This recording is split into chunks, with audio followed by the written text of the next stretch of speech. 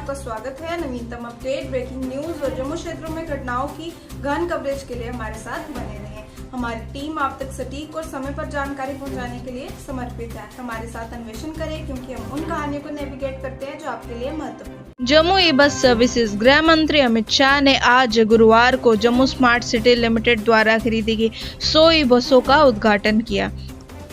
उपराज्यपाल मनोज सिन्हा की मौजूदगी में गृह मंत्री अमित शाह ने इन ई बसों का वर्चुअल मोड से ई उद्घाटन किया और सभी बसों को हरी झंडी दिखाई। जम्मू और श्रीनगर के लिए 100 ई बसें खरीदी गई हैं। इन बसों से शहर का यातायात सुगम होगा और प्रदूषण भी नहीं होगा। 0 से 3 किलोमीटर के बीच मात्र 10 रुपए का किराया होगा।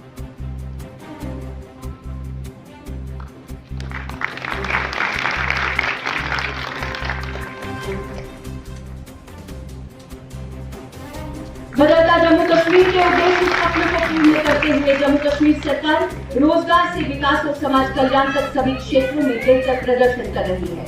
जम्मू कश्मीर के पुनर्गठन के बाद एक और उपलब्धि जोड़ते हुए जम्मू कश्मीर सरकार ने ये ऐतिहासिक कदम उठाते हुए विभिन्न विभागों में लंबित SRO 43 के तहत अनुकंपा नियुक्ति यानी कंपैशनेट अपॉइंटमेंट के मामले को निपटाने में एक रिकॉर्ड स्थापित किया।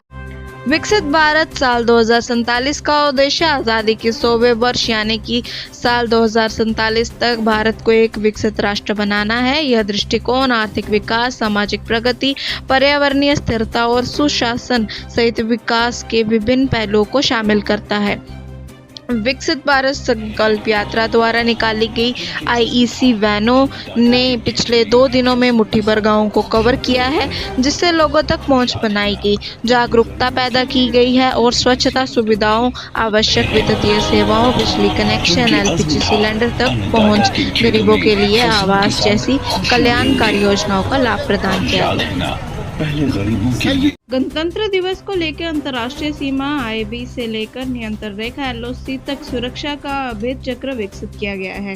जम्मू श्रीनगर समेत प्रदेश के सभी जिला मुख्यालय में सुरक्षा के कड़े प्रबंध किए गए हैं। बुधवार को कड़ाके की ठंड के बीच जम्मू के AM स्टेडियम, श्रीनगर के बख्शी स्टेडियम सहित प्रदेश के जिले मुख्यालय में गणतंत्र दिवस की अंतिम रिहर्सल आयोजित हुई। जम्मू कश्मीर सेवा चयन बोर्ड ने पर्यावरण विभाग में जूनियर एनवायरमेंटल इंजीनियरिंग पद के लिए उम्मीदवारों की अंतिम चयन सूची को जारी कर दिया है।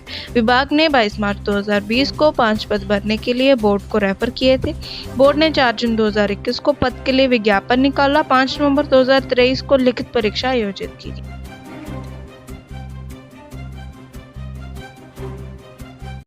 जम्मू के जवाहर नवोदय विद्यालय के प्रांगण में मतदाता दिवस के उपलक्ष्य में कार्यक्रम का आयोजन किया गया, जिसमें तहसीलदार बसोली सागर विश्वकर्मा बतौर मुख्य अतिथि उपस्थित रहे।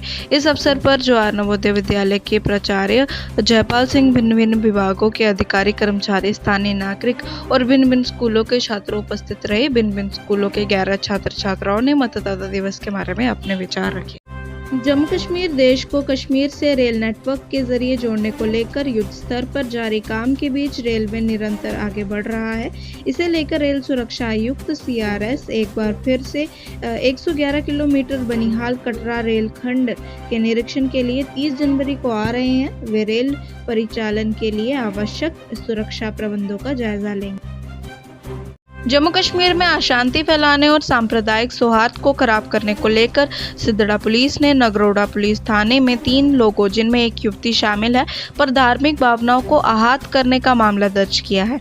इस मामले में पुलिस ने 2 युवकों को भी गिरफ्तार किया है, जबकि युवती की तलाश जारी है। इंस्टाग्राम पर आपत्तिजनक टिप्पणी की थी। जम्मू कश्मीर ने युवाओं को स्वरोजगार से जोड़ने की दिशा में ऊंची उड़ान भर ली है। यहाँ एक दिन में 94,680 युवाओं को अपनी नई इकाई और स्टार्टअप शुरू करने के लिए स्वीकृति पत्र मिले हैं।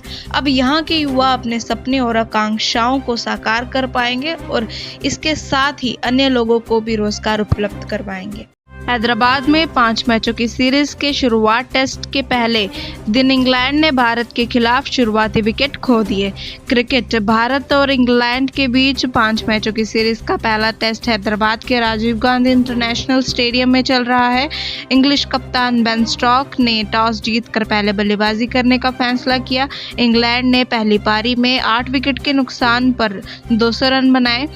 भारतीय खिलाड़ी पिछले 12 वर्षों से घरेलू धरती पर अपराजय रहे हैं। गणतंत्र दिवस के एक दिन पहले श्रीनगर के लाल चौक पर नज़ारा देखते बन रहा है। शहर के बीचों बीच घंटाघर पर पहले और अब के समय में काफ़ी बदलाव देखने को मिला है। नज़ारा इतना मनमोहक रहा है कि लाल चौक के घंटाघर के पास कई लोग नजर आए जो अपनी सेल्फी लेते नजर आ रहे थे। लोग अपने परिवार के सदस्यों के साथ वहां पहुंचे थे।